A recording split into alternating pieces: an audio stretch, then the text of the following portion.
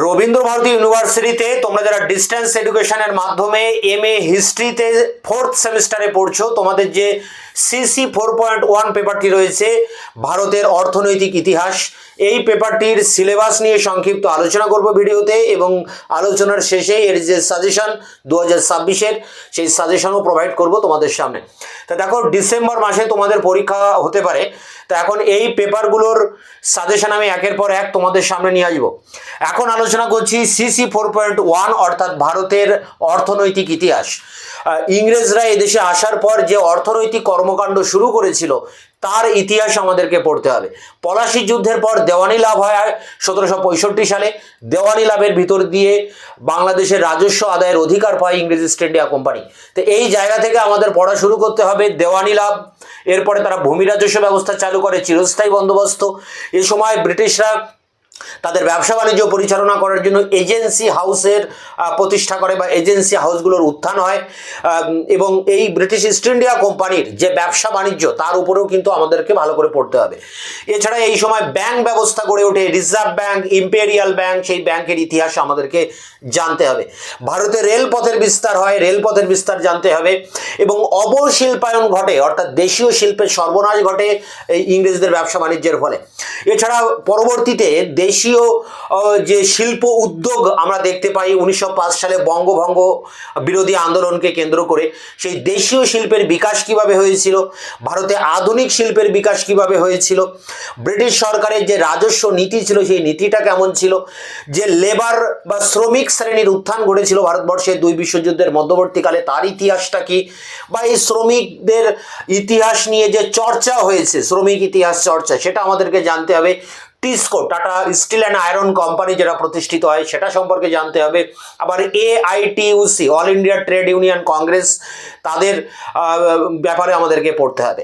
আবার যে প্রথম লেবার বা ফ্যাক্টরি আইন তো হয়েছিল, সেই ফ্যাক্টরি আইনও আমাদেরকে পড়তে হবে। তাই এই পেপারের সিলেবাসে রয়েছে বিভিন্ন অর্থনৈতিক কর্মকাণ্ড। যদি আমরা পরপর দেখি তাহলে কোন ঘটনা দেখব, যদি একবার রিপিট করি, রয়েছে প্রথমে দেওয়ানি লাভ, চিরস্থায়ী বন্দোবস্ত, অবশিল্পায়ন, এজেন্সি ব্যবস্থার, ইম্পেরিয়াল ব্যাংক, রিজার্ভ ব্যাংক, দেশীয় শিল্পের উদ্যোগ যেটা বঙ্গভঙ্গ বিরোধী আন্দোলনের সময় হয়।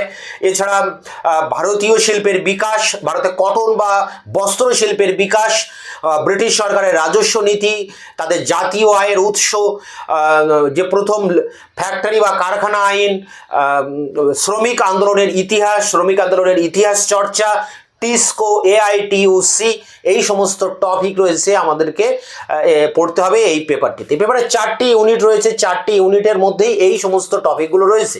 প্রতিটা ইউনিট থেকে 2টো করে প্রশ্ন পরীক্ষায় আসবে, একটি করে প্রশ্ন লিখতে হবে 10 নম্বরের, 4টি প্রশ্ন লিখতে হবে 10 নম্বরের 40 নম্বর, আর 10 নম্বরের অ্যাসাইনমেন্ট, এই 50 নম্বর।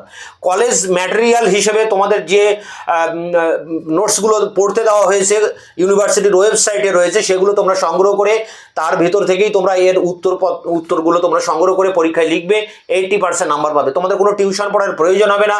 4th সেমিস্টারের সমস্ত নোটসপত্র কিন্তু এই কলেজের কোর্স ম্যাটেরিয়ালের মধ্যে রয়েছে। তা দেখো, এখন আমি সাজেশন 2026-এর সাজেশনটা তুলে ধরছি। তোমাদের 26-এর ডিসেম্বরে পরীক্ষা হতে পারে, আবার 27-এর প্রথমে জানুয়ারিতেও পরীক্ষা হতে পারে। তাই এই 26-এর যে সাজেশন আমি অন স্ক্রিনে তুলে ধরছি, একেবারে শর্ট সাজেশন, 4টি ইউনিট থেকে 2টো কি 3টে করে প্রশ্ন প্রতিটা ইউনিট থেকে পড়বে। 10-12টা প্রশ্ন পড়লেই তোমরা কমন পেয়ে যাবে, 100% কমন পাবে, আর অন্য কোনো প্রশ্ন পড়ার প্রয়োজন নেই। সাজেশনটা অন স্ক্রিনে তুলে ধরছি, সেই জায়গা থেকে তোমরা খাতায় নোট ডাউন করবে। Rabindra Bharati university distance education MA history 4th semester CC 4.1 suggestion 2026-27, 10 নম্বরের প্রশ্ন লিখতে হয় 4টি ইউনিট থেকে একটি করে। তাই ইউনিট 1 যেখানে 10 নম্বরের প্রশ্ন একটি লিখতে হবে, পরীক্ষায় 2টো আসবে। এখানে দেখো 4টি প্রশ্ন রয়েছে, 4-5টি প্রশ্ন রয়েছে, এর মধ্যে 2টো প্রশ্ন পরীক্ষা অবশ্যই আসবে। ভারতে অবশিল্পায়ন প্রক্রিয়াটি আলোচনা করো, ইস্ট ইন্ডিয়া কোম্পানির ভারতীয় বাণিজ্য সম্পর্কে লেখো, ঔপনিবেশিক ভারতে এজেন্সি হাউসগুলির উত্থান, 1858 থেকে 1914 পর্যন্ত ব্রিটিশ ভারত সরকারের রাজস্ব নীতি সংক্ষেপে লেখো। এখানে 4টি প্রশ্ন রয়েছে, এটা কোনো প্রশ্ন নয়।